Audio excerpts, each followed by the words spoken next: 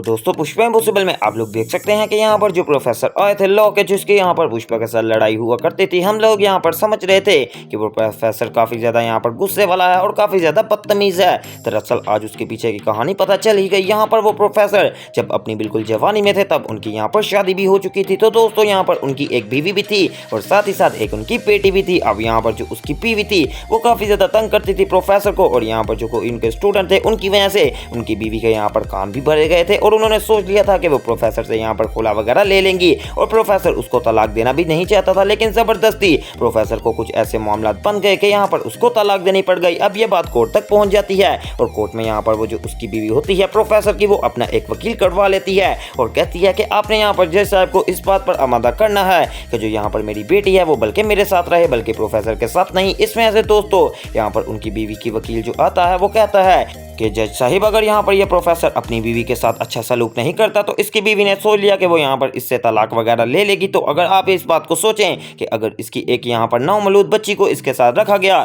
तो ये उसके साथ कैसा सलूक करेगा। अब दोस्तों जज साहिब समझते हैं कि ये वाकई में प्रोफेसर बहुत ही ज़्यादा गलत इंसान है, हालांकि ऐसी कोई बात नहीं। और यहाँ पर जो प्रोफेसर है वो यहाँ पर इसके खिलाफ बयान कर देते हैं और कहते हैं कि अगर तुमने काफ़ी ज़्यादा होशियारी की प्रोफेसर तो तुम्हें यहाँ पर बंद होना पड़ेगा जेल के अंदर। इस वजह से प्रोफेसर को बेचारे को अपनी बेटी को छोड़ना पड़ा और वो जो उसकी बेटी है वो चले गई अपनी बीवी के साथ। अब दोस्तों यहाँ पर जो लोगों का प्रोफेसर है वो बिल्कुल ही अकेला पड़ चुका है। इस वजह से उसका सबके साथ रवैया काफी ज्यादा अफसरदा रहता है। अब यहाँ पर वो ये बस सारी बातें सोच रहा होता है और जोर से अपना हाथ मार देता है टेबल के ऊपर। बेचारी पुष्पा जो क्लास में बैठी होती है वो जैसे ही प्रोफेसर के चेहरे की तरफ देखती है तो वो समझ जाती है कि लगता है कुछ ना कुछ ऐसी बात जरूर हुई है। और प्रोफेसर की ये सब यहाँ पर हालत देखकर पुष्पा खड़ी हो जाती है और कहती है कि क्या हुआ सर, आप काफी ज्यादा उदास लग रहे हैं। यहाँ पर प्रोफेसर कहता है कि नहीं पुष्पा तुम यहाँ पर बैठ जाओ, मुझे कुछ भी नहीं हुआ। अब दोस्तों आने वाले एपिसोड में यहाँ पर पुष्पा अकेले में जाएगी प्रोफेसर के बाद। यहाँ से इस बात का तो पक्का पता चल गया है कि प्रोफेसर काफी ज्यादा अच्छे दिल का मालिक है। अगर यहाँ पर आपको इस बात से भी नहीं पता चला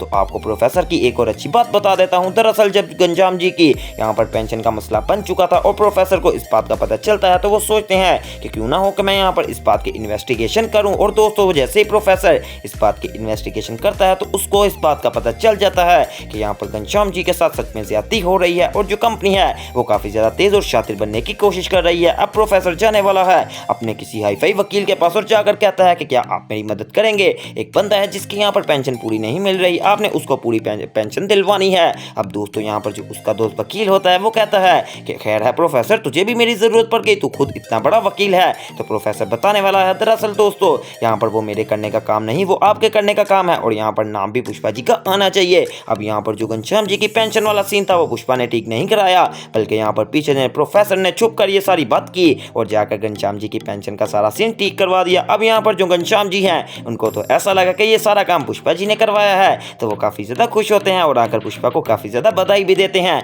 दूसरी तरफ जब पुष्पा काफी ज्यादा उदास होती है कि घनश्याम जी की पेंशन नहीं बढ़ रही तो वो गल जाकर यहाँ पर फोटो को जला देने वाली है, जिस फोटो में 15 साल पहले घनश्याम जी की फोटो थी। तो वो जलाकर कहती है कि दीप्ति मेरी एक बात सुन, हम घनश्याम जी को वादा तो किया था कि उनकी पेंशन बढ़वाएंगे, लेकिन मुझे कोई उम्मीद नहीं कि अब मैं उनकी कोई मदद कर सकती हूँ। दरअसल कुछ बात ऐसे है कि उनकी फोटो हमें मिल गई है, अगर हम ये बात जाकर यहाँ पर जज को दिखाएंगे तो वो इस बात को कभी भी नहीं मानेंगे, क्योंकि यहाँ पर घनश्याम जी अब काफी ज्यादा बूढ़े हो चुके हैं और 15 साल पहले वो काफी ज्यादा जवान थे। इस वजह से उनका चेहरा आपस से ही मैच ही नहीं कर रहा और जो यहाँ पर कोई जज वगैरह होंगे उन्होंने हमारे खिलाफ फैसला कर देना है। अब मैं कुछ भी नहीं कर सकती, अब ये सारा मैं भगवान के ऊपर छोड़ देती हूँ। अब दोस्तों यहाँ पर पुष्पा हाथ के ऊपर हाथ धरकर बैठ जाने वाली है। इतनी देर में यहाँ पर घनश्याम जी आते हैं पुष्पा जी के पास और कहते हैं कि पुष्पा जी बधाई हो, यहाँ पर आपने मेरा काम करवा दिया। और पुष्पा सोच में पड़ जाती है कि आखिर ये काम मैंने नहीं करवाया तो ये काम किसने करवाया। याद होगा आपको कि पुष्पा यहाँ पर गई थी यहाँ पर मिलने प्रोफेसर से, तो प्रोफेसर कहता है कि मैं तो तुझे कभी अगर मुझे नुकसान पहुंचाने का मौका मिला